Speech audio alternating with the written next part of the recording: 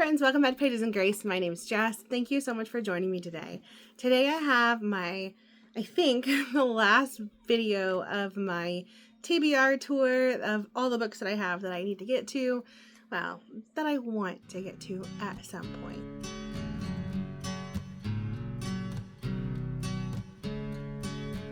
I don't mind having lots of options on my shelf sitting there waiting for when the mood hits. This last section is all of my Catholic nonfiction books. So I inherited quite a few from my mother when she passed away in 2021. She passed away in November of 2021. And I would say since that time I've been on a very long but beautiful journey in my faith and really discovering that relationship with Jesus as an adult. And it is something that has been such a blessing in my life. Having some of these books of hers has been so helpful through the grief process and reading the books that she's experienced as well. And I am also just on a mission to learn everything I can. I would also say that we are what we consume. And when we spend our time reading certain books, they absorb into our brain. It's the same thing as the people you hang out with and the social media that you consume, the movies, the TV shows that we consume. They become ingrained in us. And one of the things I've been on a mission to this year, not necessarily intentionally, but it has definitely happened, is to just read things that are going to bring me closer to the Lord. And in that, I have a lot of books to talk about today. I cannot recommend any of them because I don't know. I haven't read them. But if this is something that you're interested in, please consider subscribing because I do talk about, 1 to 2 or more Catholic nonfiction books a month as I go through and read them. These are the books that I've acquired over the last several years. Again, like most of my books, I find most of these secondhand. I do not like paying full price for a book. And then if I don't like it, I'm out that money. I can't sell it. I can sell it for maybe 20-25% of what I purchased it for. So I do like to be cognizant of how much I'm spending on books and making sure that it's something that I'm really going to enjoy before I do invest a lot of money in my library. I'm going to go through these Catholic books. You're probably going to see a lot of Matthew Kelly. He has a lot of books out there. And the books get spread far and wide. And then a few copies of them end up at thrift stores. So if you're ever interested in a Matthew Kelly book, just go check your local thrift store. It's very possible that there will be some there. All right. Okay, so the first books of these are ones that I found at thrift stores over the last couple of years and have not gotten to yet. The first one is Walking with Purpose, 7 Priorities That Make Life Work by Lisa Brinningmeyer. I'm not sure how to say that exactly. This one's from Dynamic Catholic. Does your life feel out of control? Do you feel that you are doing so many things that you are doing none of them well? Yeah, all the time. Okay, that one's on my shelf. I have Holy Moments by Matthew Kelly. The next one is Confessions of a Megachurch Pastor by Alan R. Hunt. How I Discovered the Hidden Treasures of the Catholic Church. I read one by him earlier this year. It was actually on my list for last year, and I finished it this year. I enjoyed it, but it was very short. So this one's a little bit longer. Hopefully it'll be a little more in depth. I have this one. This one was definitely my mom's. Oh, yeah. There's something about seeing your mom's handwriting that just, yeah, brings you back. Mary Magdalene, The Visions of Anne Catherine Emmerich. I have Doors of Mercy, A Journey Through Salvation History by Father Jeffrey Kirby and Brian Kennelly. This one was also from my mom's shelf. Outnumbered, Raising 13 Kids with Humor and Prayer by Marian Koharski. My mom did not have 13 kids. She had 5, but sometimes it probably felt like 13 for sure. Saint John Paul the Great, His 5 Loves by Jason Everett. This one is one I want to prioritize. It'll probably end up on my 26 list. Yeah, that's one I really want to get to. My Life on the Rock, A Rebel Returns to the Catholic Faith by Jeff Cavins. I read a book of his earlier this year Oh my goodness, I can see the cover, but I can't think of the title. But it was definitely the precursor to Bible in a Year. So it's telling the story of salvation through Bible history. And I really enjoyed it. So I want to read more from him. I enjoy listening to his content as well when I hear him with an interview or something like that. The next one is 365 Days of Inspiration, The Wisdom of Fulton Sheen. And then The Great Saint Joseph by Dr. Remy. I don't know how to say that name. Saint Joseph is a saint that I absolutely can resonate with. Being a foster and adoptive parent, it definitely hits different raising children that are not biologically related to you. The love is no less. It really isn't. But it's definitely a unique experience that I know St. Joseph also experienced. I'm looking forward to that one, and it's a really short book too. I'm kind of on a mission to read all of Scott Hahn's books. So here's the next one in that list.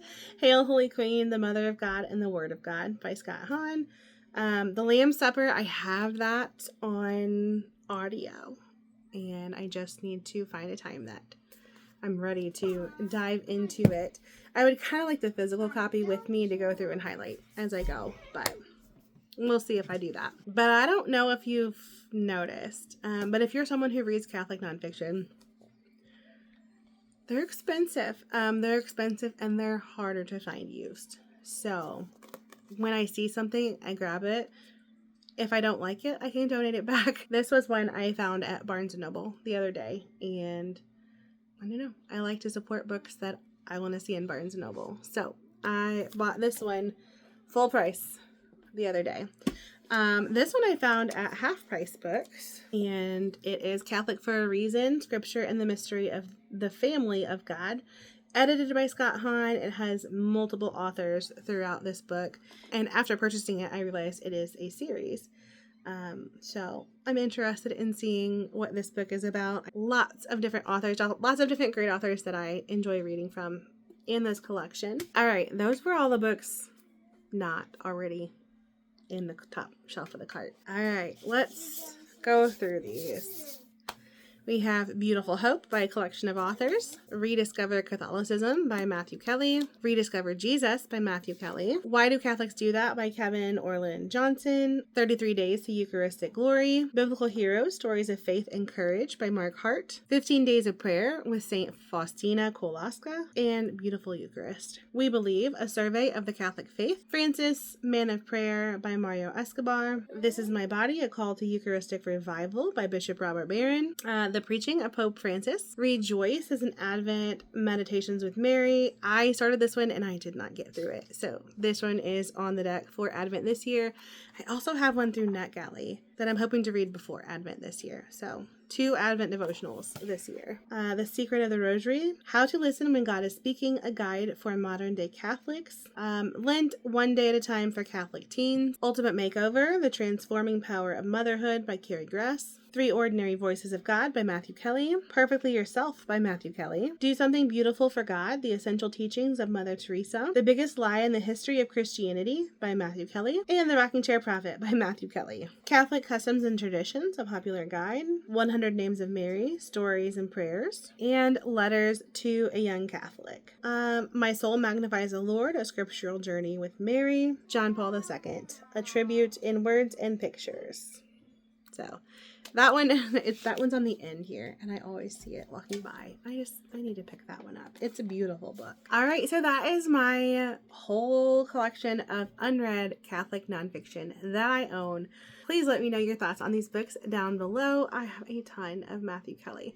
Some of them come through as like gifts from someone from church, and some of them I have found at thrift stores. I really have to space myself out with those because they are somewhat repetitive. I would also love your input if you've read any of these and you think maybe I won't enjoy them or it's a must read and I need to get to it next.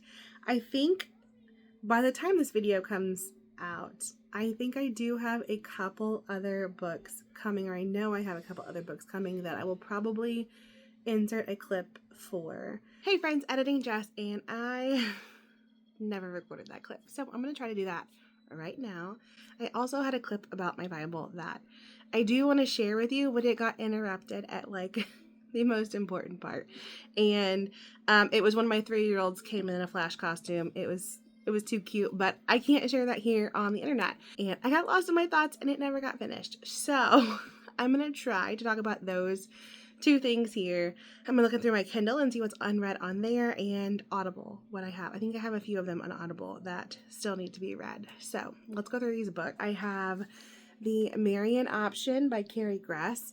This one and this one were both purchases motivated by Tammy at the Protagonist Pub. Over on her channel, she's doing a read along with these 2 books in the month of October, like mid-October, and then I think in November.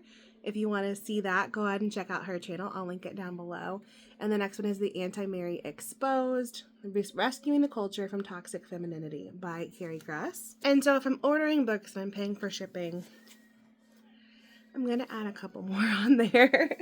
And this one was Orthodoxy by G.K. Chesterton and St. Francis of Assisi by G.K. Chesterton. I have not read G.K. Chesterton before, and I was a few pages into this book, and yeah, I feel it. I feel it. I was reading a nonfiction book, and I couldn't put it down. That doesn't happen very often, and so his humor just hits right with me. So I don't know, so far I was like a couple pages in. So these 2 are on my list to read. Another Chesterton, I have St. Thomas Aquinas. I got Joy to the World by Scott Hahn, and a book I'm in the middle of right now, Story of a Soul by St. Therese of Lisieux. This one I'm listening to the Catholic Classics podcast as I'm going through reading this book, and it has been a good kind of companion as I read through this book for the first time. All right, and then I have my Kindle pulled up with my books, and it looks like I have Audible on here too, so I can see those because you're on my phone right now. I have The Fourth Cup by Scott Hahn, Exploring Catholic Theology by Robert Barron. All right, so that is it for my Kindle/Audible books that are hidden digitally. They get lost so easily on my Kindle and in my Audible account. So I was interrupted about 100 times trying to record those clips again. And I really want to get this right. So the next 2 books I'm talking about are the Catholic nonfiction books that I'm currently rereading. These are 2 of the main books that I would say are important in Catholic nonfiction. And the first one is The Catechism of the Catholic Church.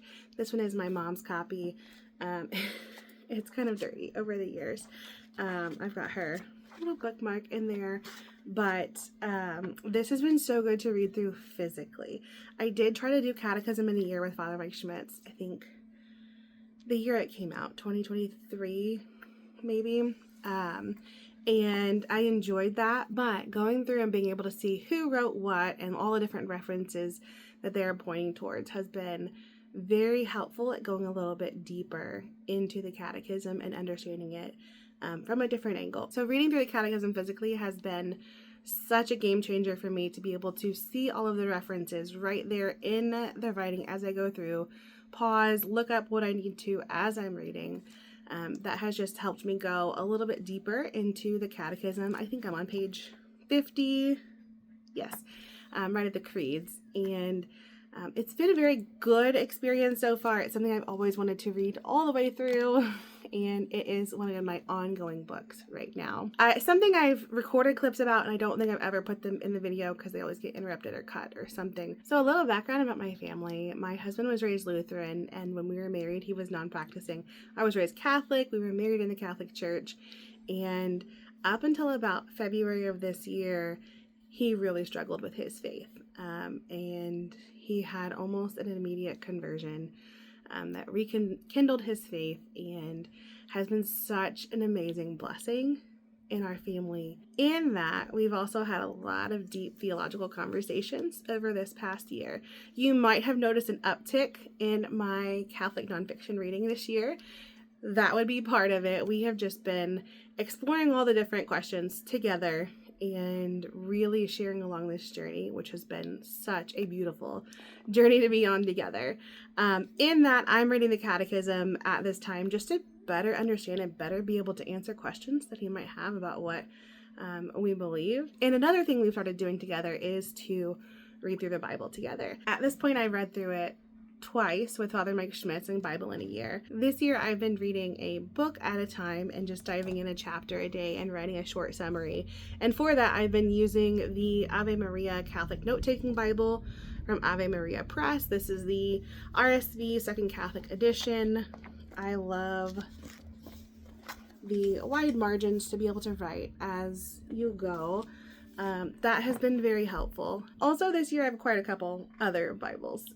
So the RSV Second Catholic Edition, this goes right along with Father Mike Schmitz and Bible in a Year. I know Ascension Press has a version of the RSV Second Catholic Edition that I'm sure is wonderful to follow along. I just wanted the note-taking margins for my Bible.